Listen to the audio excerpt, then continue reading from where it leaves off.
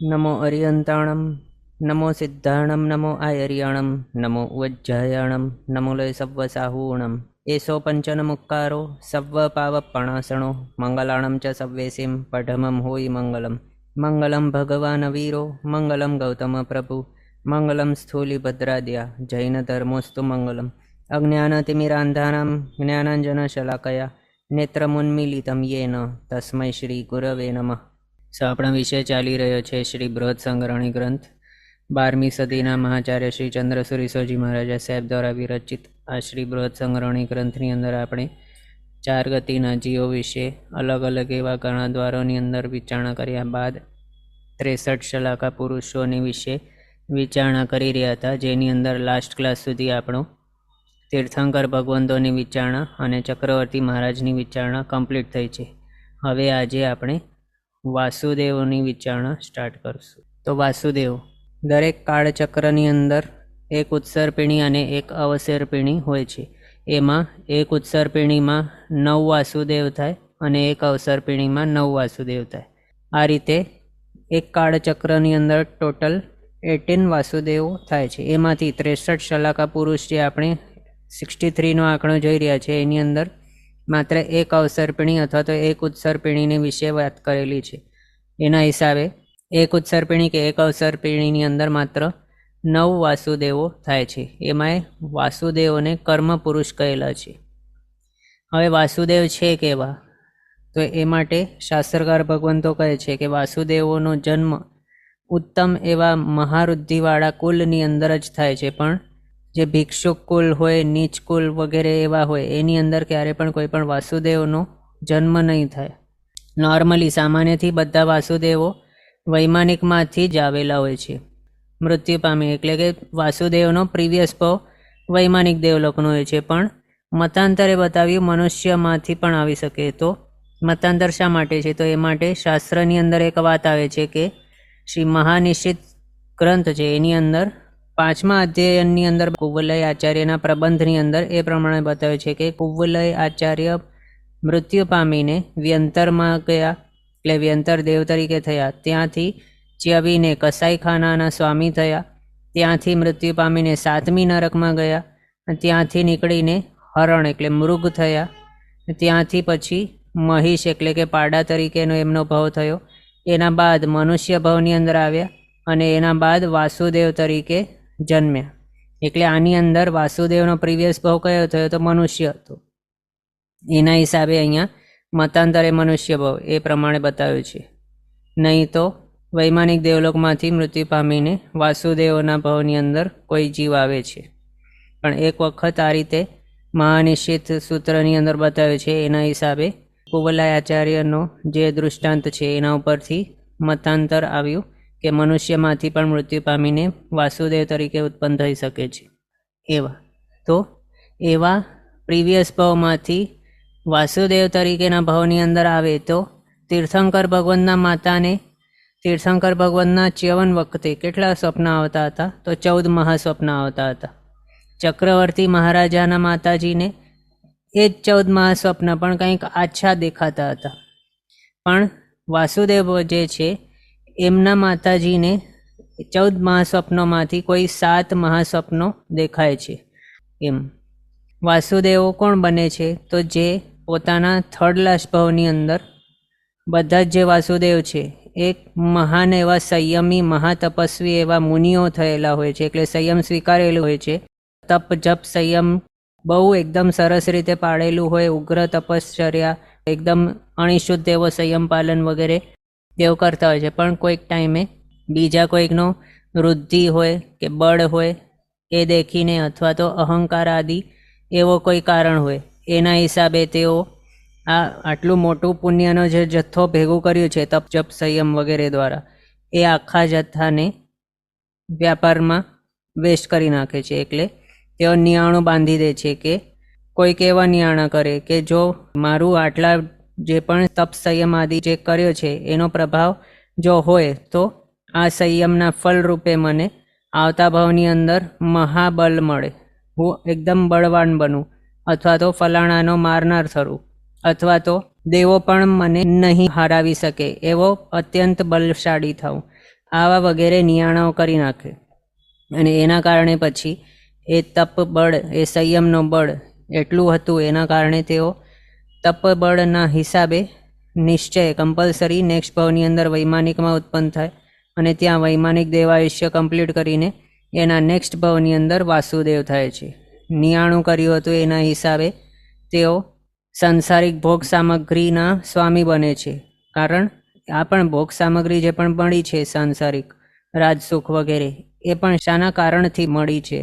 તો સંયમ આચરેલું હતું, તપ કરેલું હતું એના હિસાબે. કોઈ પણ રાહ ચાલતો હોય, તપ સંયમ વગેરે કરતો જ નહીં હોય, એવાને આવી મોટી પ્રકારની મહાન વૃદ્ધિ સંપત્તિઓ મળી જ નહીં શકે. કારણ વૃદ્ધિ સંપત્તિ કે સાંસારિક ભોગ સુખો વગેરે જે પણ મળે છે એ પણ કોના બદલામાં મળે છે? તો ઘણો પુણ્યની રાશિ હોય તો જ મળે. જેની પાસે પુણ્યની રાશિ જ નહીં હોય, બેલેન્સ જ નહીં હોય, એને શું મળશે? લોકલ એવા નેતા બનવાનું પણ નહીં મળે. તો રાજ્ય સુખને રાજા બનવાની તો દૂરની વાત છે એમ. એટલે આટલા મોટા જે વૃદ્ધિ સંપત્તિ વગેરે તેઓને મળી છે એના પાછળ એમનું પ્રીવિયસ ભાવોની અંદર, એટલે થર્ડ લાસ્ટ ભાવની અંદર કરેલું જે સંયમ હતું, તપ હતું, એનું બેકિંગ છે. એનો જ મેન પુણ્યનો જથ્થો અર્જિત કરેલું હતું, એનો ફલ છે. એમાં એ નિયાણું બાંધ્યું છે. એટલે વાસુદેવ બનીને જે ભોગ સંપત્તિ વગેરે મળી છે એ બધાની અંદર અત્યંત આસક્તિપૂર્વક તેઓ ઉત્તમ એવા ભોગોને ભોગવીને પછી એની અંદર જ આસક્ત રહેલા હોય અને ત્યારે તેમનું આયુષ્ય બંધાઈ જાય છે નેક્સ્ટ ભાવનું. એટલે કમ્પલસરી તેઓ નરકમાં જ જાય છે. જે પણ વાસુદેવ બને છે બધા નરકમાં જ ગયેલા છે અને નરકમાં જ જાય છે. તેઓ એ ભાવની અંદર સંયમ ચારિત્રને સ્વીકાર કરતા નથી. એમને સંયમ કે ચારિત્રનું મળતું જ નથી એ ભાવની અંદર. કોઈક એવા હોય જેમ કે કૃષ્ણ મહારાજા, તેઓ વાસુદેવ હતા. તેઓએ પ્રીવિયસલી મિથ્યાત્વી અવસ્થાની અંદર જ નરક આયુષ્યનું બંધ કરી લીધું હતું. ભલે પછી પાછળથી તેઓ સમ્યક્ત્વી બન્યા, શાયિક સમકીતિ થયા, તીર્થંકર નામકર્મ બાંધ્યું વગેરે, એ પછીની વાત છે. પણ પહેલાં તો તેઓ મિથ્યાત્વી અવસ્થાની અંદર હોતે છતે જ આ સાંસારિક ભોગ સુખો, પછી તેઓને પ્રાપ્ત થયેલો એવો 3 ખંડનો રાજ્ય, એની અંદર અત્યંત આસક્તિ રાખનાર હતા. એના હિસાબે તેઓને નરક આયુષ્યનું બંધ થઈ ગયેલું હતું. પછી ભલે સમકિત મળે તો પણ આયુષ્યમાં ફેરફાર નહીં થાય. શાયિક સમકિત હોય તો પણ એમને નરકની અંદર જવું જ પડે છે. પણ હા, જો આયુષ્ય બાંધવાથી પહેલાં કોઈક જીવને સમકિતની પ્રાપ્તિ થઈ જાય અને એના બાદ જો કોઈક જીવ આયુષ્ય બાંધે નેક્સ્ટ ભાવનું, તો પછી તેનો સદગતિનું આયુષ્ય બંધ થાય એમ. પણ આ વાસુદેવોને માટે તો એ જ કહેલું છે કે તેઓ કમ્પલસરી નરકમાં જ જાય છે, એવા હોય છે. એટલે બીજી રીતે આપણે જો વિચારીએ તો શું સમજી શકાય કે વાસુદેવો પોતાનો નેક્સ્ટ ભાવનું આયુષ્ય ક્યારે બાંધે છે? તો તેઓના મિથ્યાત્વી અવસ્થાની અંદર બાંધે છે એવું. જો સમકિતી અવસ્થાની અંદર નેક્સ્ટ ભાવનું આયુષ્ય બાંધે તો કમ્પલસરી દેવનું જ આયુષ્ય બંધાય. એના હિસાબે કોઈ પણ વાસુદેવ છે ક્યારે પણ મિથ્યાત્વી અવસ્થાની અંદર જ નેક્સ્ટ ભાવનું આયુષ્ય બાંધે છે. આ રીતે આપણે સમજી શકીએ એમ. વાસુદેવો એમને કર્મ પુરુષ કહ્યા છે. તેઓ શ્યામકાંતિવાળા હોય છે, પીત વર્ણના એવા રેશમી વસ્ત્રો પહેરનારા હોય છે. અહીંયા આપણે જોઈ શકીએ છીએ રેશમી વસ્ત્રો એવા પીત વર્ણના, અને એમનો કાંતિ કેવી છે? શ્યામકાંતિ. કૌસ્તુભ મણીથી યુક્ત એવા વક્ષસ્થળવાળા હોય છે. વક્ષ એટલે છાતી. તો કૌસ્તુભ મણીથી યુક્ત એટલે એક માળા પહેરતા હોય છે જેની અંદર કૌસ્તુભ મણી જડિત હોય છે એવા. ગરુડ ચિહ્ન યુક્ત એવા ધ્વજાવાળા હોય છે. અલગ અલગ એવા રાજાઓ હોય એ બધાના ધજાઓની અંદર અમુક અમુક એવા ચિહ્નો હોય છે. આપણે આગળ જ્યારે વૈમાનિક દેવો પછી ભવનપતિ વગેરે દેવોને વિશે જોઈ રહ્યા હતા ત્યારે પણ એમના ચિહ્ન અને એમના ધજાની અંદર કયો ચિહ્ન વગેરે હોય એ પણ જોયું હતું. એ જ રીતે અહીંયા જે વાસુદેવો હોય છે એના ધજાની અંદર ગરુડનો ચિહ્ન હોય છે એમ. ભરત ક્ષેત્રને વિશે વાત કરતા હોઈએ તો જે ભરત ક્ષેત્ર છે એના કેટલા ખંડ છે? તો 6 ખંડ. એમાંથી ચક્રવર્તી મહારાજ 6 ખંડ ઉપર વિજય પ્રાપ્ત કરે છે. પણ વાસુદેવો છે તેમના દક્ષિણ સાઈડના 3 ખંડોનો આધિપત્ય હોય છે. એટલે વાસુદેવો છે તે 3 ખંડના સ્વામી હોય છે. એ પણ ક્યાંના? નોર્થ નહીં પણ સાઉથવાળા. એટલે જે દીર્ઘ વૈતાટ્ય પર્વત છે એના દક્ષિણ સાઈડના 3 ખંડ. એટલે જો નંબર જોઈએ તો આ પહેલો ખંડ, બીજો ખંડ અને આ છઠ્ઠો ખંડ, આ 3 જે ખંડો છે એના સ્વામી હોય છે વાસુદેવો. એમ 3 ખંડના સ્વામી હોય છે, સારા એવા લક્ષણોથી યુક્ત હોય, એમની પાસે 7 રત્નો હોય છે.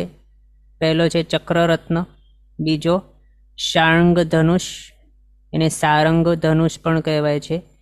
ત્રીજો છે ખડગ રત્ન, એનું નામ નંદક ખડગ હોય છે, એટલે નંદક ખડગ. પછી કૌસ્તુભ મણિ, વનમાળા, કૌમોદિકી ગદા, 5 જન્ય શંખ. આ રીતે આ 7 રત્નો એમના હોય છે. એમાં શંખ જે છે તે વાસુદેવ સિવાય બીજા કોઈ પણ વગાડી નહીં શકે એવું હોય છે આ 5 જન્ય શંખ. એનો શબ્દ સાંભળીને, એટલે એનોમાંથી એ જ્યારે વાસુદેવ એ ફૂંકે ત્યારે એમાંથી જે અવાજ નીકળે એ માત્ર અવાજ સાંભળીને જે સામે ઓપોનન્ટ જે હોય છે, રાઇવલ, એવો સૈન્ય ભાગી જાય માત્ર અવાજ સાંભળીને. યુદ્ધની તો દૂરની વાત છે. પછી દંડરત્ન આપણે જે ચક્રવર્તી મહારાજના જોયું હતું એના જેવી ઉત્કૃષ્ટ પ્રભાવવાળી આ કૌમુદકી ગદા હોય છે, બીજાઓથી નહીં ઉપાડી શકાય એવા. અને જે અભિમાની અથવા તો મદને ધારણ કરનારા એવા વેરી હોય એના ભુજાના મદનો પણ ખંડન કરી નાખે એવા પ્રકારની ગદારત્ન કૌમુદકી ગદા હોય છે આ વાસુદેવોનું. બીજા કોઈ એને ઉપાડી નહીં શકે એવું. પછી શાર્ંગ ધનુષ, એ પણ કેવું છે તો બીજા કોઈ એના ઉપર પ્રત્યંચા ચડાવી નહીં શકે એવું હોય છે. અદ્ભુત શક્તિવાળો હોય છે અને એના ટંકારો માત્રથી પણ શત્રુનો સૈન્ય પલાયન કરી જાય એવું છે. વનમાળા કેવું છે તો એક માળા તેમના ગળાની અંદર હંમેશા હોય છે. એ પણ કેવી છે? અમ્લાન હોય છે. અમ્લાન એટલે કે જે મુરઝાય નહીં એવી છે. સર્વ ઋતુઓમાં અતિ સુગંધી એવા પુષ્પોવાળી હોય છે, તે સતત એવી ને એવી જ હોય છે, મુરઝાતી નથી ક્યારે પણ. ચક્રરત્ન આપણે ચક્રવર્તી મહારાજને ટાઈમે જે પ્રમાણે જાણ્યું હતું એ રીતે સેમ હોય છે. વાસુદેવોની પાસે પણ ચક્રરત્ન. એમાંય ચક્રરત્ન જે વાસુદેવ પાસે મળેલું છે ક્યાંથી આવ્યું તો પ્રતિ વાસુદેવની પાસે જે ચક્રરત્ન હતું તે વાસુદેવની સાથે યુદ્ધની અંદર જ્યારે પ્રતિ વાસુદેવ ઉપર ચક્રરત્ન મૂકે વાસુદેવનો વધ કરવા માટે, ત્યારે તે જ સેમ ચક્રરત્ન આ વાસુદેવનો પ્રદક્ષિણા અથવા તો એમને ગોલ એમ ફરીને પછી વાસુદેવના તાબાની અંદર આવી જાય છે. અને એ જ સેમ ચક્રથી તે પ્રતિ વાસુદેવનો વધ કરી નાખે છે. એમાં શાસ્ત્રની અંદર એમ વાત આવેલ છે કે જ્યારે કૃષ્ણ વાસુદેવ ધાતકી ખંડની અંદર ગયેલા હતા, દ્રૌપદીનું હરણ થયેલું હતું ને ત્યારે, તો એમાં પદ્મોત્તર રાજાનો સૈન્યનો બીજો ભાગ 5 જન્ય શંખના શબ્દથી જ માત્ર ભાગી ગયો હતો. અને ત્રીજો ભાગ છે તે શાર્ંગ ધનુષના ટંકારાઓ માત્રથી ભાગી ગયો હતો. એટલે માત્ર આવાજથી આટલો ભાગનો સૈન્ય એ ભાગી ગયો હતો. કૃષ્ણ મહારાજાની પાસે જે આ શંખ ને આ ધનુષ વગેરે હતા એના માત્ર શબ્દોથી, એટલે એના અવાજથી એવું. પછી અહીંયા 7 રત્ન આપણે જે જોયા એમાંથી પ્રશ્ન વ્યાકરણ સૂત્રની અંદર વાસુદેવના વર્ણન જ્યારે બતાવેલું છે એ ચેપ્ટર અથવા તો એ ટોપિકની અંદર શક્તિ નામનું શસ્ત્ર બતાવ્યું છે, પણ આ મણિરત્ન નથી બતાવ્યું, પણ ત્યાં શક્તિ બતાવ્યું છે. અને શક્તિ કેવું સમજવાનું તો ત્રિશુલ જેવું, એનું નામ શક્તિ, એટલે આવું શસ્ત્ર બતાવ્યું છે. એમાં શંખ, ચક્ર, ગદા, શક્તિ, નંદક વગેરે એવા ધારણ કરનારા એવા વાસુદેવ બતાવ્યા છે. એટલે ત્યાં મણિરત્નના બદલે શક્તિ શસ્ત્ર એ બતાવ્યું છે પ્રશ્ન વ્યાકરણ સૂત્રની અંદર. એમ પછી વાસુદેવ મહારાજ જે છે એમને બતાવ્યું છે કે તેઓ ચક્રવર્તી મહારાજના હાફ બળવાળા હોય, અથવા તો ચક્રવર્તી સાથે કમ્પેર કરીએ તો 2 વાસુદેવ ઇક્વલ્સ ટુ 1 ચક્રવર્તી એવું, અથવા તો 1 વાસુદેવનું બળ કેટલું તો 1 ચક્રવર્તીના બલના અડધો ભાગ એવું. એમાં એ દૃષ્ટાંત આપણે યાદ કરવાનું કે ચક્રવર્તી મહારાજ કેવા હોય એ આપણે જોયું હતું ને, એક કૂવો હોય, એક બાજુ એમની સેના વગેરે. તો એ જ રીતે વાસુદેવ જે છે એ વાસુદેવ એક કૂવાના એક બાજુ બેઠેલા હોય આરામથી, અને એમની હાથની અંદર સાંકળનો એક છેડો હોય અને એ જ સાંકળનો બીજો છેડો કૂવાના બીજા તરફ ઊભેલા એમના આખા સૈન્ય પાસે હોય છે. હવે એ સૈન્ય જે છે એ સૈન્ય એમનો પૂરો બળથી ખેંચતા હોય એ સાંકળના બીજા ભાગને, તો પણ વાસુદેવના એ હાથને પણ ચલાવી નહીં શકે એવા છે. અને વાસુદેવ માત્ર તાંબુલના ખાવાના વ્યાજે, એટલે કે મુખવાસ આપણે ખાતા હોઈએ તો કંઈ જોરથી આપણે નથી ખાતા, એટલે મારવાની બુદ્ધિથી એવું ફોર્સફુલી આપણે હાથ નથી હલાવતા, પણ ખેંચવા માટે પણ આપણે કંઈ ફોર્સફુલી એવી રીતે નથી ખાતા મુખવાસ, પણ માત્ર આમ જ ઇઝીલી આપણે આમ હાથ હલાવીએ. તો વાસુદેવ માત્ર એટલું જ હાથ હલાવે, તેટલા માત્રથી તેમનો આખો સૈન્ય જે છે કૂવાના પેલી બાજુ ઊભેલો તે આખું ખેંચાઈ જાય અને કૂવાની અંદર પણ પડી જાય. આ રીતે બતાવ્યું છે. એટલે એના ઉપરથી શું સમજાય કે વાસુદેવ મહારાજાનું બળ કેટલું મોટું હોય છે. બીજું વાસુદેવના માટે બતાવ્યું છે કે તેમની 16,000 સ્ત્રીઓ હોય છે અને જગતમાં સૌભાગ્ય વડે શોભતી એવી દેવાંગનાઓ જેવી હોય છે. પણ 10મા અંગની અંદર બતાવ્યું છે કે નયન અને હૃદયને પ્રિય એવી શ્રેષ્ઠ 16,000 દેવી એટલે રાણીઓ એમને હોય છે વાસુદેવને. પછી અંતકૃત સૂત્ર છે એની અંદર પણ કૃષ્ણ મહારાજના વર્ણનની અંદર બતાવ્યું છે કે રૂકમિણી પ્રમુખ 16,000 દેવીઓના તેઓ સ્વામી હતા. આ પ્રમાણે એટલે જે શાસ્ત્રો છે એની અંદર આપણે વર્ણનો જોઈએ તો એમાં 16,000 સ્ત્રીઓ બતાવેલી છે વાસુદેવોની, પણ વાસુદેવો અર્ધચક્રી હોય છે એ મતના હિસાબે, એટલે એ સ્ટેટમેન્ટ એના હિસાબે ચક્રવર્તીની 64,000 રાણીઓ, તો એના હાફ વૃદ્ધિ કરીએ, 64ની હાફ કરીએ તો 32,000 થાય. એટલે એના હિસાબે વાસુદેવોનો 32,000 સ્ત્રીઓ કહેલી છે. બીજું 6ઠ્ઠા અંગના 5મા અધ્યયનમાં બતાવ્યું છે કે રૂકમિણી વગેરે 32,000 મહિલાઓના સ્વામી હતા એ વાસુદેવ. આમ આ પ્રમાણે આપણે જોયું. બીજું વાસુદેવોને માટે બતાવ્યું છે કે તેઓ પોતાના જીવનની અંદર કોટિશિલા પાસે જઈને કોટિશિલાને ઉપાડે છે. કોટિશિલા કોઈ પણ ઉપાડી શકે એવી હોતી નથી, બહુ મોટી હોય છે અને એ જે એકદમ શક્તિશાળી હોય તે જ ઉપાડી શકે. તો એમાં જે પણ 9 વાસુદેવો થયા છે એ બધા જઈને કોટિશિલાને ઉપાડે છે. કોટિશિલા હવે શું છે તો એમાં બતાવ્યું છે કે મેઘના જેવા અત્યંત શ્યામ, એટલે એકદમ બ્લેક કલરવાળી, શ્યામ અને સ્નિગ્ધ વર્ણવાળી દેવતાઓના સમૂહથી અધિષ્ઠિત એવી કોટિશિલા નામની શિલા દક્ષિણ ભરતાર્ધમાં હોય છે. તે કેસરથી યુક્ત એવા ચંદન અને પુષ્પના સમૂહથી પૂજેલી એવી શિલા હોય છે. અને એમાં મતાંતરે બતાવે છે કે સિંધુ દેશમાં દશાર્ણ પર્વતની નજીકમાં આ કોટિશિલા હોય છે. એ કેટલી છે તો 1 યોજન લાંબી, 1 યોજન પહોળાઈ અને 1 યોજન ઊંચાઈવાળી આ શિલા છે. અને એ કોટિશિલા શાશ્વતી છે. એમ આ પ્રમાણે પહેલો મત આપણે જે જોયું તે પદ્મચરિત્રનું છે અને બીજો મત આપણે જે જોયું સિંધુ દેશવાળું તે વિચાર સપ્તતિકાનો છે. આમ બધા જ વાસુદેવો એ ભરતાર્ધની અંદર જ્યારે તે દિગ્વિજય માટે નીકળે છે એ જીતતા જીતતા અહીંયા કોટિશિલા પાસે આવે છે અને એ શિલાને ઉપાડીને પોતાનો બળની પરીક્ષા કરે છે. આ કોટિશિલા કોઈ પણ ઉપાડી શકે એવી હોતી જ નથી, પણ આ જે છે વાસુદેવો તે ઉપાડે છે. પણ આમ જો વિચારીએ તો વાસુદેવ કરતાં ડબલ બળવાળા કોણ છે તો આ ચક્રવર્તી મહારાજ, એટલે એ તો ઉપાડી શકે. પ્લસ દેવતા ચક્રવર્તી મહારાજાઓ કરતાં ઘણા વધારે બલવાલા હોય છે. દેવતા એટલે ઇન્દ્રો, અને એવા પણ અનંતા ઇન્દ્રો ભેગા મળી જાય તો એના શક્તિ કરતાં પણ અનંત ગણી શક્તિ તીર્થંકર ભગવાનની હોય છે. એટલે તીર્થંકર ભગવાન તો આ કોટિશિલાને આમ જ રમત માત્રમાં પણ ઉપાડી શકે, પણ તો પણ કોઈક તીર્થંકર ભગવંતે આ રીતે કર્યું હોય એવું આપણને નહીં મળે. એટલે વાસુદેવોને માટે બતાવેલું છે કે તેઓ અહીંયા આવીને કોટિશિલાને ઉપાડીને પોતાના બળની પરીક્ષા કરતા હોય છે બધા વાસુદેવો.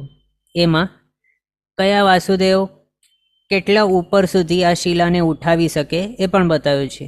ફર્સ્ટ વાસુદેવ છે તે શિલાને ઊંચા કરેલા ડાબા હાથના અગ્રભાગ સુધી ઊંચા કરી શકે છે. એટલે તે શિલાને એકદમ ઉપર સુધી ઊંચા હાથ કરેલા હોય એટલા ઉપર સુધી તે કોટિશિલાને ઉપાડી શકે છે. પછી બીજા વાસુદેવ પોતાના મસ્તક સુધી ઊંચો ઉઠાવી શકે છે. ત્રીજા વાસુદેવ છે તે પોતાના કંઠ સુધી, ગળા સુધી. ચોથા વાસુદેવ પોતાના વક્ષસ્થળ સુધી એટલે છાતી સુધી. પાંચમા છે તે જઠર સુધી એટલે પેટ સુધી. છઠ્ઠા છે તે કટી તટ સુધી. સાતમા છે તે ઉરુ પ્રદેશ સુધી. આઠમા છે તે જાનુ સુધી એટલે નીઝ સુધી. અને નવમા છે તે જાનુ કરતાં કંઈક નીચે સુધી ઉઠાવી શકે છે કોટિશિલાને. એટલે આ રીતે 9 વાસુદેવો જે થાય છે એમના અવસર્પિણીના વિશે વિચારીએ તો અનુક્રમે ઉતરતા ઉતરતા એમનું બલ જણાઈ શકે એમ આપણે સમજી શકીએ. કારણ એક જ કોટિશિલા છે તે અલગ અલગ ઊંચાઈ સુધી બધા ઉપાડી શકે છે એવું, પણ ઉપાડી શકે તો છે જ એવું છે. પણ હવે જો આપણે ઉત્સર્પિણીને વિશે વિચારીએ તો એના રિવર્સ ઓર્ડર સમજવાનું એમ. પછી કોટિશિલાનું આ આવ્યું છે ટોપિક, તો એમાં શાસ્ત્રકાર ભગવંતો બતાવે છે કે આ કોટિશિલા ઉપર શાંતિનાથ ભગવાનના ચક્રાયુદ્ધ નામના ગણધર જે હતા તેઓ અનેક એવા મુનિ ભગવંતોની સાથે સૌ પ્રથમ એવા સિદ્ધિપદને પામેલા છે. તે જ શ્રેષ્ઠ ગણધરથી 32 પાટ સુધીના સંખ્યાતા કરોડ મુનિ ભગવંતો અહીંથી સિદ્ધ એટલે કે કોટિશિલા પરથી સિદ્ધ થયેલા છે. ત્યાર પછી કુંથુનાથ ભગવાનના મુખ્ય ગણધર અને તેમના 28 પાટો સહિત સંખ્યાતા કરોડો મુનિ ભગવંતો કોટિશિલાથી સિદ્ધ થયેલા છે. પછી અરનાથ ભગવાનના મુખ્ય ગણધર એમના 24 પાટ સાથે ટોટલ 12 કરોડ મુનિ ભગવંતો કોટિશિલાથી સિદ્ધ થયેલા છે. મલ્લીનાથ ભગવાનના મુખ્ય ગણધરના 20 પાટ સાથે 6 કરોડ મુનિ ભગવંતો કોટિશિલાથી સિદ્ધ થયેલા છે. મુનિસુરત સ્વામીના તીર્થમાં 3 કરોડ ભગવંતો અને નમીનાથ ભગવાનના તીર્થમાં 1 કરોડ મુનિ ભગવંત સાથે ત્યાં સિદ્ધ થયેલા છે. એના હિસાબે આ કોટિશિલાનું બીજું નામ સિદ્ધશિલા પણ છે. આ રીતે સમજવાનું. ક્વેશ્ચન છે લાસ્ટ વાસુદેવ કોણ હતા? તો લાસ્ટ વાસુદેવ કૃષ્ણ મહારાજા.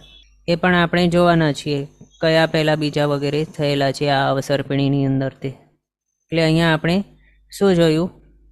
વાસુદેવ કેટલા બળવાળા હોય છે અને એમને એ બળ ક્યાંથી મળેલું છે તે જોયું.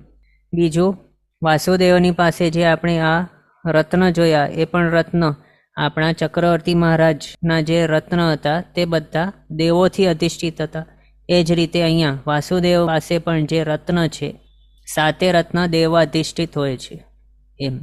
હવે આ જોઈએ આ અવસર્પિણીની અંદર કયા કયા વાસુદેવ થઈ ગયા છે, કઈ કઈ નગરીની અંદર થયેલા છે, પછી તેમના માતાજીનું નામ, એમના પિતાજીનું નામ, એમના પૂર્વભવમાં તેઓએ શું નિયાણું કરેલું હતું, એમનો દેહનો માન એટલે કે શરીરની ઊંચાઈ, પછી આયુષ્ય, એમની ગતિ એટલે આ વાસુદેવ તરીકેનો ભવ કમ્પ્લીટ કરીને ક્યાં ગયેલા તે, એમનો ગોત્ર કયો હતો, કયા તીર્થંકર ભગવાનના શાસનની અંદર થયેલા હતા, અને એમના ટાઈમે તેમને ચક્રરત્ન કયા પ્રતિ વાસુદેવ પાસેથી મેળવેલા, અથવા તો તેમના ટાઈમે કયા પ્રતિ વાસુદેવ હતા એ પણ કહી શકીએ.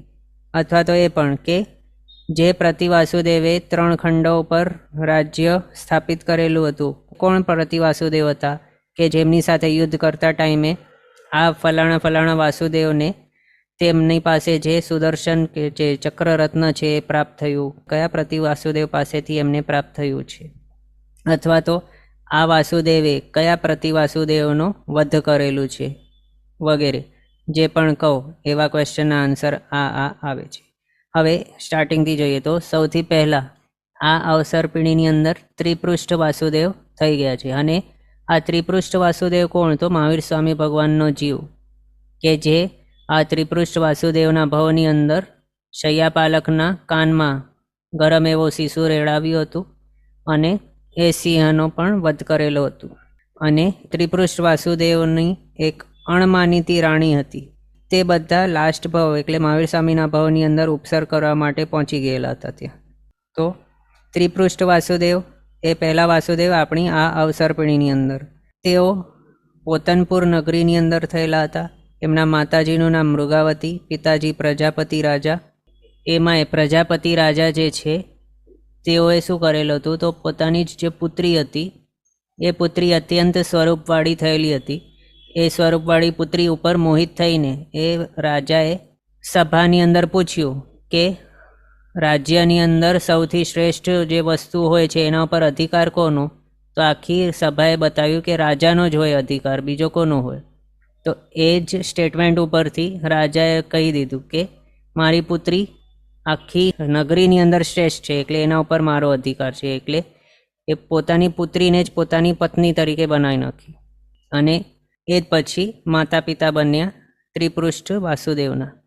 ત્રિપૃષ્ઠ વાસુદેવનો પૂર્વ ભવે કેવા પ્રકારનું નિયાણું કરેલું હતું?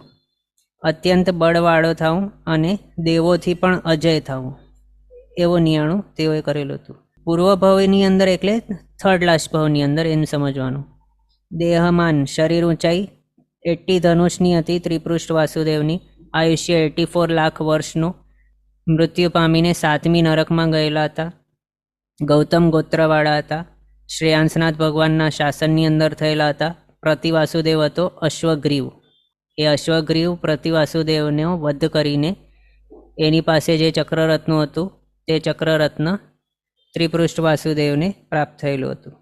પછી સેકન્ડ વાસુદેવ એ દ્વિપૃષ્ઠ વાસુદેવ. દ્વારવતી નગરીની અંદર થયેલા. માતા હતા ઉમા રાણી. બ્રહ્મ રાજા એમના પિતા. વિંધ્ય શક્તિના વિનાશ કરનાર થાવું એવા પ્રકારનો નિયાણું કરેલ હતું પૂર્વભવની અંદર. આ બધા કેવા છે? પૂર્વભવની અંદર બધાઓએ સરવીરથી એટલે સંયમ ગ્રહણ કરેલું હતું. એની અંદર ઉગ્ર તપ સંયમ એકદમ સરસ રીતે પાડેલું હતું. પણ કોઈક એવા કારણસર તેઓએ પોતાનું તપ સંયમ વગેરેનું બાર્ટર સિસ્ટમની અંદર એટલે વ્યાપાર કરી નાખ્યું, વેચી નાખ્યું એને. એના હિસાબે તેઓ વાસુદેવના ભવની અંદર આવી ગયા. તો એમાં બીજા વાસુદેવ છે દ્વિપૃષ્ઠ. એમનું કેવું નિયાણું હતું? વિંધ્ય શક્તિનો વિનાશ કરનાર થવું એવું. દેહમાન એમનું 70 ધનુષનો હતો. આયુષ્ય 72 લાખ વર્ષ. 6ઠ્ઠી નરકની અંદર ગયેલા. ગૌતમ ગોત્રીય હતા. એ પણ વાસુપૂજ્ય સ્વામીના ટાઈમની અંદર થયેલા હતા. પ્રતિવાસુદેવનું નામ હતો તારક.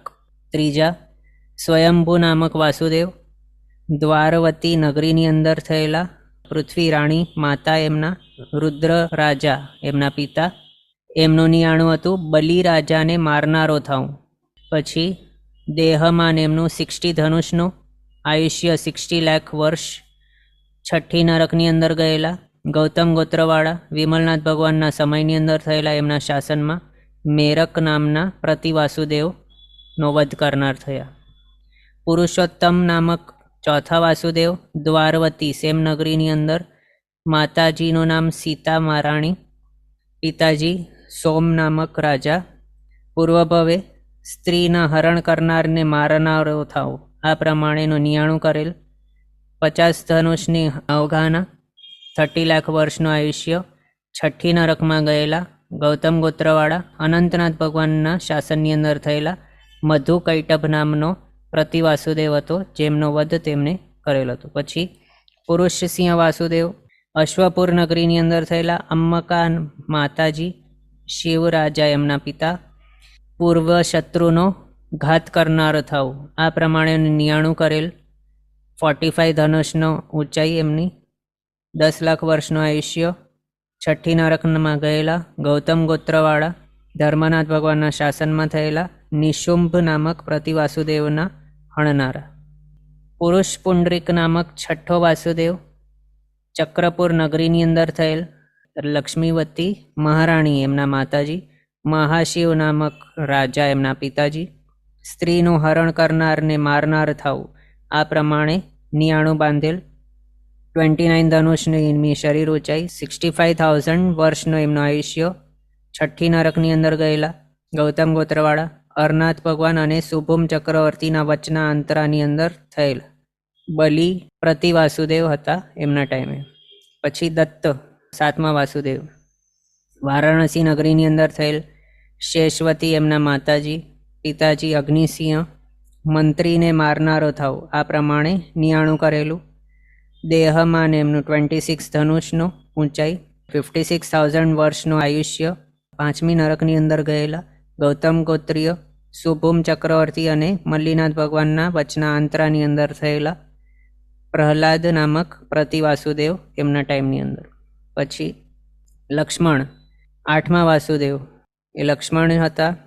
પછી રાજગૃહ નગરીની અંદર થયેલા સુમિત્રા એમના માતાજી, દશરથ રાજા એમના પિતાજી, તેમને નિયાણું કરેલ હતું કે એવું બલવાન થાવ અને અનંગ સુંદરી એમની પ્રાણપ્રિયા થાય આ રીતે.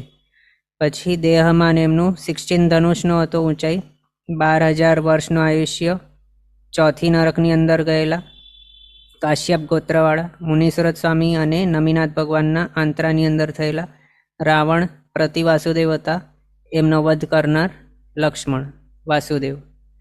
પછી કૃષ્ણ મહારાજ એ 9મા અને છેલ્લા એવા વાસુદેવ આ અવસરપીણીના મથુરા નગરીની અંદર થયેલા, દેવકી રાણી એમના માતાજી, વસુદેવ એમના પિતાજી. એમનું નિયાણું હતું કે લોકોને અત્યંત વલ્લભ થવું, વલ્લભ એટલે પ્રિય, કે લોકોને અત્યંત પ્રિય થવું એવું નિયાણું કરેલું હતું. તેઓએ 10 ધનુષનો દેહમાન એટલે અવગાના શરીરની ઊંચાઈ, 1000 વર્ષનું આયુષ્ય, ત્રીજી નરકની અંદર ગયેલા છે. કાશ્યપ ગોત્રવાળા નેમિનાથ ભગવાનના શાસનની અંદર થયેલા અને જરાસંઘ નામક પ્રતિવાસુદેવ એમના ટાઈમની અંદર. આ રીતે 9 વાસુદેવનો આપણે જોયું આ અવસરપીણીની અંદર જે થઈ ગયેલા છે તે. એમાંય કૃષ્ણ મહારાજને માટે આપણે આમ જો વિચારીએ, એમનો પ્રીવિયસ ભાવ કયો હતો તો વણિક માતાના પુત્ર થયેલા હતા. તે એમનું નામ હતો ગંગદત્ત. હવે એ પોતાના માતાના અપમાનથી વૈરાગ્યવાળા થયો અને દ્રુમસેન નામના મુનિ ભગવાન પાસે તેઓએ શરણાગતિ ગ્રહણ કરેલ હતી. પછી ઘણી બધી એવી તપસૈયા મહારાજના વગેરે કરી અને પોતાના માતાના અપમાનના કારણે વૈરાગ્ય મળેલું હતું. તો સ્ટાર્ટિંગમાં તો સંયમ વગેરે એકદમ સરસ રીતે કર્યું, પણ તેઓએ નિયાણું કેવું કર્યું કે લોકોને અત્યંત પ્રિય થવું, બધા જને અત્યંત પ્રિય હોય તો એનું અપમાન કોણ કરે.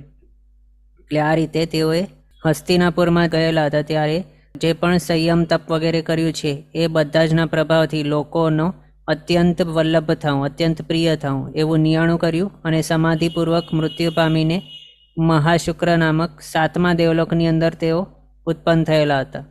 એ 7મા દેવલોકની અંદર પોતાનું આયુષ્ય કમ્પ્લીટ કરીને પછી અહીંયા મથુરા નગરીની અંદર વસુદેવ મહારાજ અને દેવકી માતાના પુત્ર તરીકે ઉત્પન્ન થયા.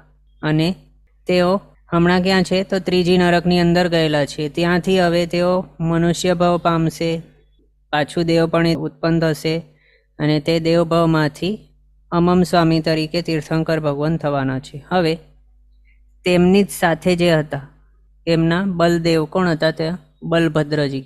કૃષ્ણને બલદેવ આપણે સાંભળેલું છે ઘણી વખત. તો કૃષ્ણ મહારાજ એ હતા વાસુદેવ અને બલભદ્ર હતા બલદેવ.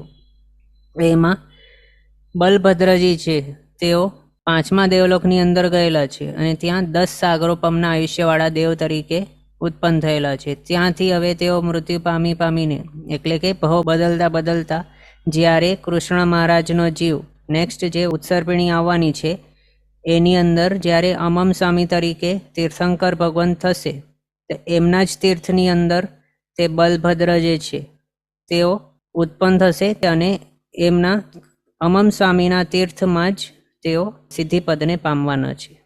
એવું ક્વેશ્ચન છે, બધા વાસુદેવ ભરત ક્ષેત્રમાં થયા. આ તો અહીંયા જે છે ને આ બધા વાસુદેવ એ આપણા ભરત ક્ષેત્રની અપેક્ષાએ આ બધા બતાવે છે, એ પણ આ જ અવસરપીણીના છે. પણ જંબુદીપનો ઐરાવત ક્ષેત્ર છે એની અંદર બીજા 9 વાસુદેવ એ અલગ છે પાછા. ધાતકી ખંડના પૂર્વ પશ્ચિમવાળા એવા ભરત ક્ષેત્ર જોઈએ કે ઐરાવત ક્ષેત્ર જોઈએ, એ બધા જે છે ક્ષેત્રો એ બધાના વાસુદેવ વગેરે અલગ છે. પણ આ બધા ક્યાંના છે? માત્ર આપણા જ ક્ષેત્રના છે. આપણી આ જ અવસરપીણીના એ પણ આપણા આ જ જંબુદીપના આ જ ભરત ક્ષેત્રની અંદર જે થયેલા છે એ જ છે બધા 9 વાસુદેવો. તો આજના માટે આપણે વાસુદેવ મહારાજાના વિશે વિચારણા કરી કે તે કેટલા બલવાળા હોય છે, આ અવસરપીણીની અંદર કયા કયા થઈ ગયા છે વગેરે. હવે આજનો સમય અહીંયા આપણો થયો છે. આગળના પદાર્થ આપણે નેક્સ્ટ ક્લાસમાં કન્ટિન્યુ કરશું અવસરે. જીનાજ્ઞા વિરુદ્ધ કંઈ પણ બોલાય તો મિચ્છામિ દુક્કડમ. સર્વમંગલ માંગલ્યમ સર્વકલ્યાણકારણમ પ્રધાનમ સર્વધર્માણમ જૈનમ જયતિ શાસનમ. પ્રણામ. બધા શાતામાં રહેજો, જીનાજ્ઞાપૂર્વકનું જીવન જીવજો, સર્વવીરતી તરફ આગળ વધજો અને મનુષ્ય ભવ સફળ કરજો.